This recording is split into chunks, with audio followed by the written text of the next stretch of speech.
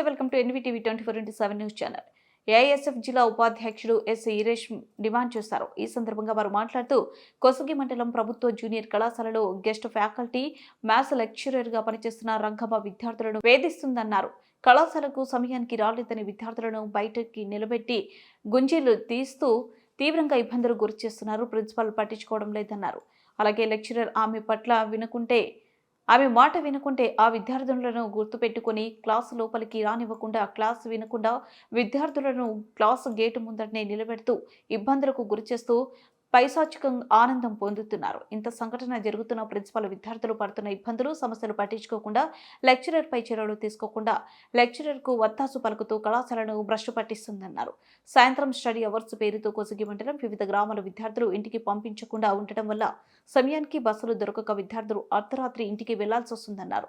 కొసగి మండలం ప్రభుత్వ జూనియర్ కళాశాలలో విద్యార్థులను వేధిస్తున్నటువంటి లెక్చరర్ మ్యాథ్స్ టీచర్ రంగమ్మను ప్రభుత్వ జూనియర్ కళాశాల నుంచి తొలగించాలని ఏఐఎస్ఎఫ్ ఆధ్వర్యంలో మరి ఆర్ఓ గారిని డిమాండ్ చేస్తున్నాం.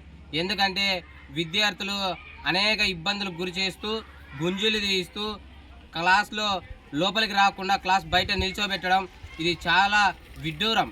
మరి ఇంతగా జరుగుతున్నా మరి ప్రిన్సిపల్ ఆమె పైన చర్యలు తీసుకోకుండా విద్యార్థుల సమస్యలు పరిష్కరించుకోకుండా ఆమెకు వత్తాసు పలుకుతూ మరి కళాశాలలో అనేక సమస్యలను పట్టించుకోకుండా వదిలేశారు. దీనికి సంబంధించి ఆర్ఐ గారు విచారణ చేయాలి. విచారణ చేసి మరి రంగమ్మ మేడం గారిని అలాగే మరి ప్రిన్సిపల్ పైన చర్యలు తీసుకోవాలని చెప్పేసి ఏఐఎస్ఎఫ్గా డిమాండ్ చేస్తున్నాం. లేని పక్షంలో ఆర్ఐఓ కార్యాలయాన్ని ముట్టడించడానికి మరి ప్రయత్నిస్తామని చెప్పేసి తెలియజేస్తూ నా పేరు ఈరేష్, ఏఐఎస్ఎఫ్ జిల్లా ఉపాధ్యక్షుడు.